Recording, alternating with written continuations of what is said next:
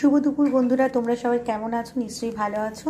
তো আজকে অনেক দিন পরে দুপুরের লাঞ্চের মেনু নিয়ে আবার চলে এলাম। অনেক রান্না হয়েছে আজকে, কিন্তু মনটা ভালো লাগছে না। মা তো চলে গেছে বাড়িতে, তো মাকে গুছিয়ে খেতে দিতাম। তো দেখো আজকে কি লাঞ্চের মেনু হয়েছে। আজকে হয়েছে ফুলকপির পাতা বাটা, এখানে আছে দেখো ঢেঁড়স ভাজা, বেগুন ভাজা আছে, আমুদে চুনো দিয়ে, বিটুলি দিয়ে, আলু দিয়ে, সমস্ত সবজি দিয়ে একটা হালকা চচ্চড়ি করা আছে। আর এখানে দেখো থকথকে ডাল। ডালটা আমার ছেলে সকালে খেয়ে আছে, যার জন্যই সকাল সকাল করা। আর এখানে আছে দেখো মুরুলি মাছ আলু দিয়ে বেশ লাল লাল ঝোল, কষা কষা তরকারি। আর সঙ্গে আছে গরম গরম ভাত। তো এই ছিল আজকে আমার লাঞ্চের মেনু।